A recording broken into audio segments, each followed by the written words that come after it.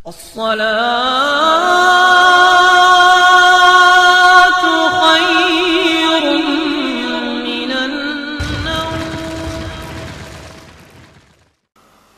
ये कि हम अपने बेगम हजरत महल को ले गए पहले बच्चे पर, तजर्बा नहीं था, मगर कम लकड़ियों में तो उस वक्त भी नहीं जलते हम, फूके हुए पहले से ही हैं।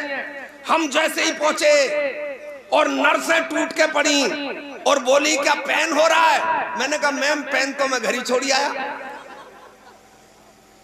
अब वो बोली क्या दर्द हो रहा? मैंने ऐसे बोलो ना, सर पे टोपी लगी हुई है, कुर्ते वाला मौलवी, पेन तो उसी को समझता है जिससे लिखा जाता है। अब वो मैम आ गई, ये सो रहे हैं क्या? अरे अगर मेवाती सो गया तो पूरी दुनिया सो जाएगी। तुम्हारा काम तो सिर्फ उपद्रव करना है, उपद्रव करते रहो, दुनिया को जगाते रहो। सुना यह है कि मेवाती का जब तक 40वां ना हो जाओ उसे मरा मत समझ लेना, न जाने कब कब्र से उठ के आ जा, पता नहीं है कब आतंक शुरू कर दे।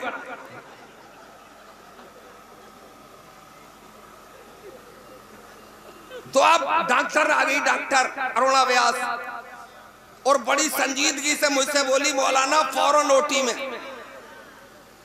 अरे मान जाओ यार, मान जाओ। देखो बैठने को भी उसे हटा रहा है, जबकि इतनी जगह पड़ी हुई है। देख लो कितनी दादागिरी दिखा रहा, सर पे बैठ रहा है उसका। एक बिलान कहा तो इसकी दादागिरी का ये आलम है, धोखा हो जाएगा तो क्या करेगा? चुप बैठा रही हो। हाँ बढ़िया, चल जेब में रख मूंगफली, मूंगफली खाने के लिए आया, घर पे खाई जाए। तो हजरात बात को हवा में मत उड़ाइए, बात को एक एक गौर से सुनिए। अब वो बोली ओटी में लेके चलो, ऑपरेशन थिएटर में। मैंने कहा क्यों? बोले जच्चा बच्चा दोनों को खतरा है। तो मैंने भी बड़े भोले अंदाज में कहा, मैंने मैम बच्चा तो मैंने देखा नहीं है, तो उससे लगाव क्या होगा? और औरतों की हिंदुस्तान में कमी नहीं है। अरे बोले बड़ा कर्रा मुल्ला जी लग रहा है। बोले चलो फिर देखती हूँ मैं। उसने 2 गोली मुझे लिखी, 400 रुपये की आई, मैंने एक ही पकड़ाई, ले तो दोनों आया। एक गोली खिलाने के बाद 15 मिनट के बाद मेरे पास तक खबर पहुंच गई, बोले नॉर्मली हो जाएगा। और हो गया। हिम्मत से काम लो, थोड़ा हौसला बनाओ। बच्चे की पैदाइश हो गई अल्हम्दुलिल्लाह। और मैंने जब प्राइवेट रूम ले लिया तो मैम दौरे पे आई, तो मैंने उनसे पूछा, मैंने कहा मैम क्या बच्चा पैदा होना बीमारी है? बोले नहीं। तो मैंने कहा फिर पूछ रहा हूं क्या बच्चा पैदा होना बीमारी है? बोले नहीं। तो मैंने कहा जब बच्चे की पैदाइश बीमारी नहीं है तो इलाज किस बात का? इलाज तो बीमारी का होता है, फिर इलाज क्यों? तो बोले मुल्ला जी खान पान बदल गया। मैंने कुतिया का, बिल्ली का, भैंस का, और उसका जिसका नाम लेना भी खतरा है। खान पान तो सबका बदला। हम तो सांप बोटी उड़ाते हैं और हमारी फेंकी हुई हड्डियां कुतिया चचोड़ती और चबा लेती है, और बिल्ली तो छींचड़े खाती है। और एक एक कुतिया 8-8 बच्चे जनती है। पूरे हिंदुस्तान से कुतिया लाओ के फला कुतिया के बड़े ऑपरेशन से 8 बच्चे पैदा हुए, फला बिल्ली के, और ऑपरेशन नहीं हुआ तो फला मोहल्ले की बिल्ली मर गई, नरेंद्र मोदी के थैले की बिल्ली मर गई, इसलिए कि बच्चे पैदा किए थे उसने।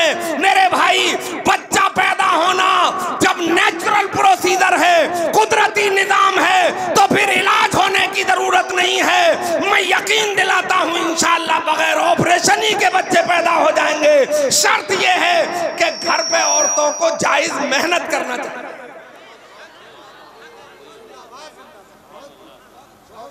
अच्छा हरामखोरी की तो इस्लाम भी इजाजत नहीं देता।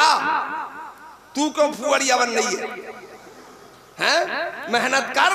हजरत फातिमा तो चक्की चलाया करती थी, और इलेक्ट्रॉनिक चक्की नहीं थी, वही हाथ वाली थी। पानी ढो के लाया करती थी, और 22 साल की उम्र में विशाल हो गया था। 5 बच्चों की अम्मा थी। और किरदार देखो, अपने किरदार का भी जवाब नहीं, और जो बच्चा गोद में पल गया उसके किरदार का भी जवाब नहीं। तो हजरात, बात बहुत लंबी चली जाएगी, मैं पोरों पे आ रहा हूं। आप भी आगे पोरों पे आगे हो तो जरा पिछले वाले सुभान अल्लाह बोलो भाई। पोरों पे आ गए। उल्टे हाथ की उंगलियों के पोरों से नेगेटिव रेज निकलती है। अब बिजली का काम यह है कि बिजली पानी से जैसे ही मिलती है उसकी ताकत दूनी हो जाती है ना। वोल्टेज कमा रहे हो, अर्थ दे दो, एक बाल्टी पानी डाल दो उसमें नीचे तार लगा के, अगर 50 वोल्टेज आ रहे हैं तो 75 हो जाएंगे, है ना। पानी से जैसे ही टच हुआ, अब ऐसे इन रेजों का हाल है, जब ये पानी से मिलती हैं तो इनकी ताकत बढ़ जाती है। नुकसान पहुंचाने वाली रेजों को इसलिए नीचे जमीन में धंसा दिया ताकि मेरा मानने वाला, वुजू करने वाला नुकसान में ना आ जाए, और फायदा करने वाले रेजों को नाक के करीब ला दिया ताकि सांस के जरिए अंदर चली जाए, तो मेरा मानने वाला दुनिया में मजबूत और ताकतवर बन जाए।